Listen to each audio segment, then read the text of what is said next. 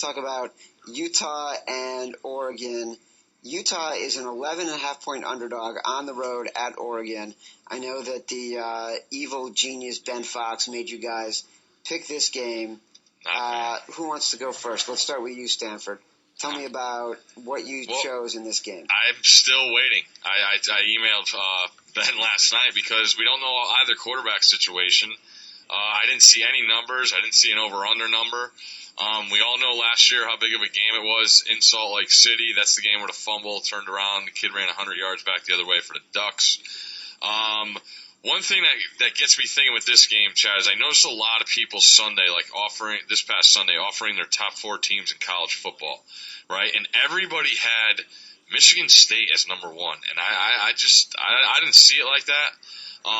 But it just made me think, why? Because they beat this Oregon team, and then I look at this Oregon team not in that Michigan State game, and they gave up 28 to Georgia State last week. They gave up 31 to Michigan State. Obviously Michigan State, and then 30-something to Eastern Washington.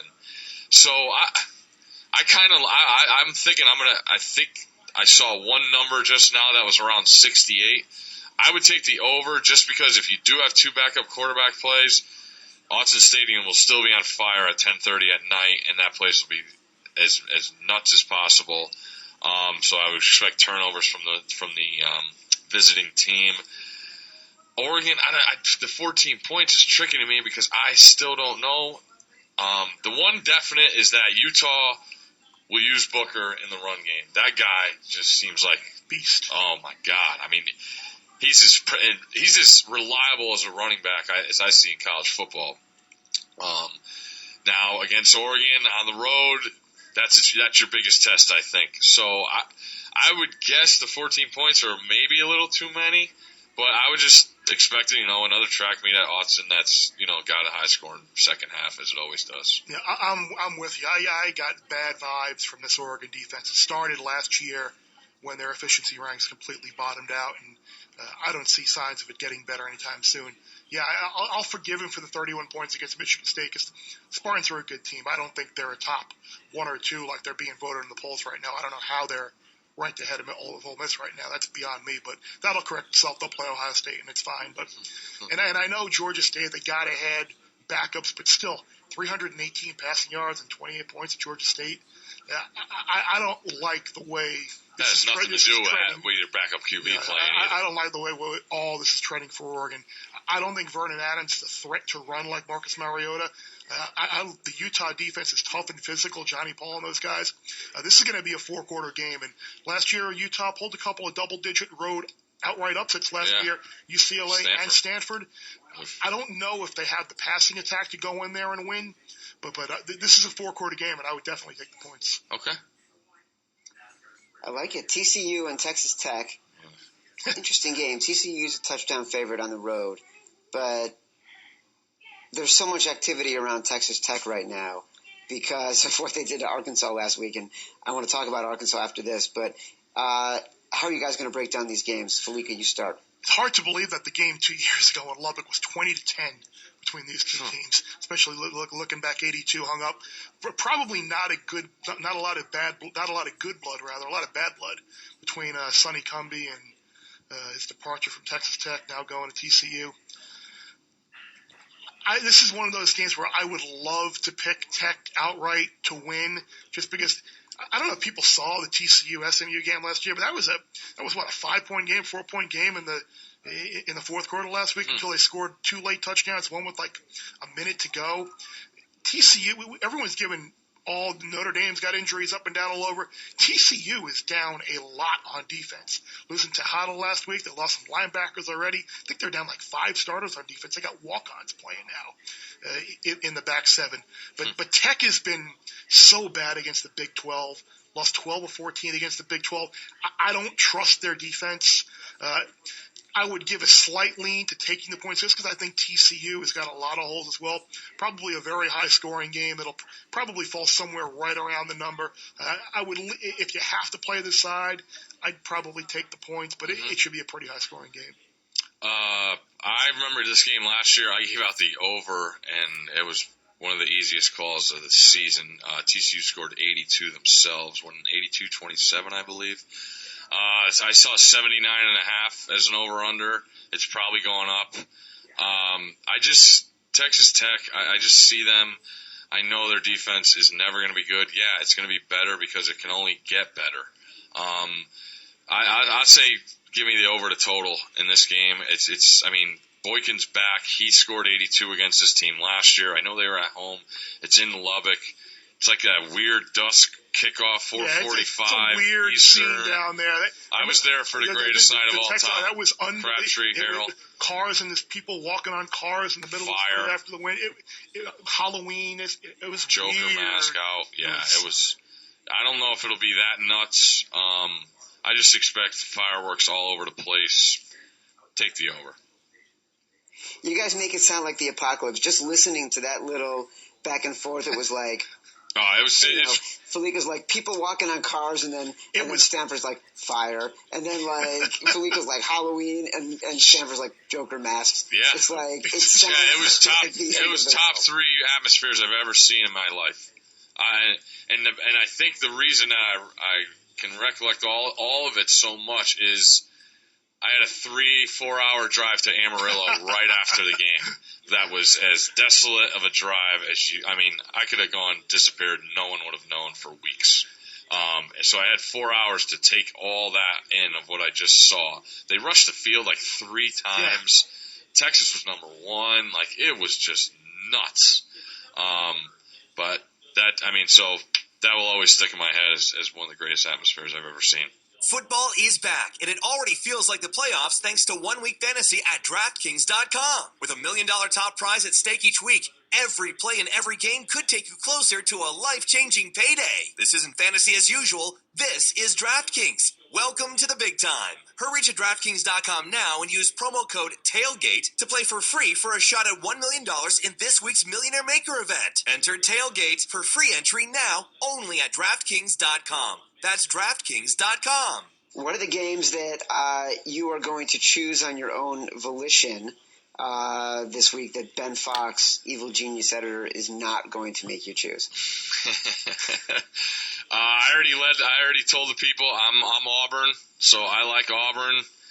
I love Auburn this week. -2 over Mississippi State. Yes, at home, night game on the Plains. Might come down a little bit too. Yeah, I don't think anyone's with me. Why should you be? Because I'm ice cold. But I'm gonna take a shot with in Gus we trust, and Auburn gets a win against the Mississippi State team. I still don't think is all that. I got a couple of what we're gonna call stale sandwich games for you this week. Nice. Take UMass plus the big number. Notre Dame coming off the big emotional win last week. Home underdog to Georgia Tech. Circle the wagons. All the cliches you want. Next week, they go on the road probably for their toughest game of the year at Clemson. This is all about nobody else get hurt. Get up. Nice, easy win. Run the ball. Precise. Watch the knees. Watch the ankles. This has all the makings of like 38-14, 37-17. Nice, comfortable win for Notre Dame, but just the goal is get out alive. And then the other one is UL Monroe. Hold on one sec, because I don't think you said the spread. It's UMass is getting 28 or 29, I think. 29 right now. So it's to me, I think it's kind of a system play, but I think the circumstances here. The system is on fire right now. You played, the emotion. Last week they're hearing how much they stunk. They can't win without Zaire. This tight end's hurt now. Mm-hmm. Defense goes out and balls. Now next week, we're going to be top 10 showdown on the road with Clemson. Oh, by the way, you got to go play UMass, who hasn't won a game this year. And the same thing goes for UL Monroe and Alabama. Alabama's like a 38 or 39-point favorite. Being in that stadium last week, seeing what happened, and just the look of like, oh my God, from the Alabama fans leaving, that stadium is going to be lacking energy on Saturday. Again, this is all about win, survive, focus your energy on next week when they have a season-saving game against Georgia. I don't want to say win. Who knows what's going to happen. But Georgia next week, Ole Miss last week, UL Monroe, big underdog, 38 points I think it is. By the way, last 7 times Saban's been favored by 5 touchdowns or more. They're 1-6 against the number. So typically he doesn't run it up and embarrass teams like this. This is all about just go out, regroup, get up, easy win, and move on to Georgia next week. All right, so I'm throwing a wild card at you guys. You ready? I like the wild card I beat you guys on last week?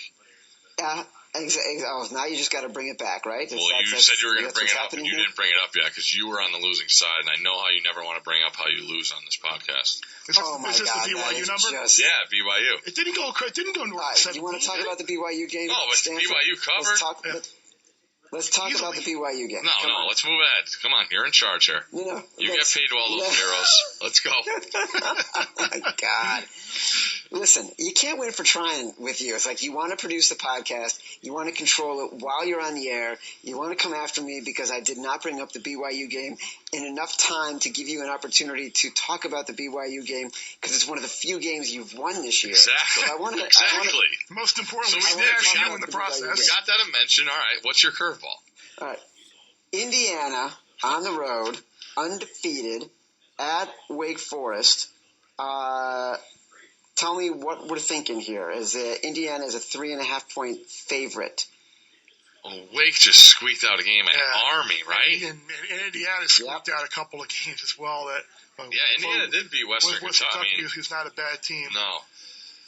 Oh, man, Hoosier Nation. If you don't win this game, you got to win this game. Yeah, you got to cover for the people. Wake Forest offense is not very good. Oh, no. 13-10 they won last week? Or 17-14, something like that. They've had a couple of low-scoring outputs already this year. What are those Indiana defensive numbers? Well, Indiana, they're not good. What's old Nate going to chuck it for? They're not good, but the fact that they can score. Yeah. I mean, they beat FIU as well. Put up a big. And FIU isn't bad this year. They're beat, better I think they beat Northern. They beat Southern. They beat FIU. They beat Western. Yeah, that Western one's nice. Southern Illinois. I wonder when the last time Wake's quarterback's questionable. Oh, yeah. Hoosiers all day here. I would take. Oh, is this about that campaign for game day? No, this is about his alma mater getting to 4-0 and. No, and then they want a campaign to get game day to go over Clemson, Notre Dame. There's Clemson, Notre Dame, and Alabama, Georgia next week. That'll be tough. This was a you never know, though. question. All I want is for Fallica to admit that might be the second best team in the state of Indiana. Actually, I will. After Purdue let me down as badly as they did last year, I'm boosting the Hoosiers to number 2 now in the state behind Notre Dame. In the real power poll. That's right. How bad was Purdue last week, by the way? I picked the wrong time to go against Virginia. They played their best road game probably in years. Scored that many points. I couldn't either. It went from 17-14. The next time I looked up, it was like 34. I'm like, wow, this ain't going well. Man, it happens though. I'd rather lose. I want to talk about. Go ahead. I was going to say, I'd rather lose a game like that, though, than get a bad, awful backdoor beat. UC Davis kicking a field goal, down 23 to cover a 21.5. If I'm going to lose, let it be 52-14 or 52-24, whatever it was. Bad beats. The last game I want to talk about is, as you guys discussed earlier, Michigan State is a 26.5-point favorite over Central Michigan. A huge number for a team that is getting tremendous public support right now. If you look at the data, it's looking like it's actually pretty split. From a spread perspective, it's 51% of the action is coming in on Michigan State as a 26.5-point favorite. That's actually surprising to me. Do you guys have any thoughts on that? I don't know. We kind of touched on Michigan State before. I mean, they went out and got up big on Air Force last week. But the injuries are building up for them, too, and especially in the secondary. Knowing that I don't think Central's going to offer up much resistance this week. And I think maybe after last week, kind of letting Air Force back in the game a little bit, not covering a big number, it might be a chance for Connor Cook and and LJ Scott and those guys to roll up a big number and post some big defensive numbers for Calhoun and gang as well. But if you put me on the spot, I would say lay the points with State. But I think moving forward, I think we got to be careful with Michigan State moving forward. They almost went from the team that got zero respect and they were really, really good and deserved the respect to now, oh my gosh, they beat Oregon a couple of weeks ago. Vernon Adams does an airmail, a guy playing with a broken finger, does an airmail, a wide open wide receiver. They lose at home to Oregon, and it's a good win. But I saw a conversation on Twitter this week about trying to downplay Ole Miss's win at Alabama. Let's not give Alabama Ole Miss credit for beating 2009 to 2012 Alabama. Let's give them credit for beating 2015 Alabama. Well, same thing kind of has to go for Michigan State. Let's give them credit for beating 2015 Oregon, who we really don't know what they are yet. Don't give them credit for beating 2009 to 2014 Oregon. Chad, I watched actually Central Michigan that first night against Oklahoma State. Don't ask me why. I actually like a couple of their guys. I know they're disappointed, but they did cover at the Carrier Dome last week. I'd take that 26.5 just for the sake of Michigan State's defense, as Chris pointed out, is just not as dominant as I guess I would expect from a D'Antonio defense. And I'm not saying they can't be down the road. I think the loss in Ardudisi has anything to do with that? Still figuring that out, I think. I just worry about Michigan State staying motivated. What do they got? Michigan in a couple weeks? Yeah, I think October 17th, maybe October 24th. I mean, Connor Cook is great. Don't get me wrong. He's an NFL quarterback. But you don't have Michigan until October 17th. You got the Hoosiers on the 24th. And then you got Ohio State, obviously, on the 21st. Yeah. You think they'll look past Michigan to IU? They might. Michigan's a big sandwich game there. They ain't right in between Rutgers and Indiana. Yeah. Always take the points when it's that big. That's a right, in-state rival. You're right. I felt bad about Chippewas versus Sparty? Someone asked me about Michigan State Air Force last week, and I was like, that's a letdown game for Michigan State. And then someone told me the number. I'm like, they're a 20. I'm like, why is it that big? Yeah. It was almost like begging you to take it, but it turned out to be the right side. Phil Steele was on that. Phil got a bad beat last week too with his best bet, Miami -3.5 against Nebraska. My Canes. Bad beats. Everyone's figuring out those bad beats now. Well, listen, because you're making them so popular on your television program. Well, we're trying. Let the people know, Chad. Yeah. Even when the game's over, even when the game looks over, it's not over. Exactly. It's not over till, as Yogi Berra said. R.I.P. I think that's as good a way to end the podcast as any. I'm with you. If it's a fork in the road, all right, take fellas. Good luck this weekend. Thanks, bud. We'd like to thank you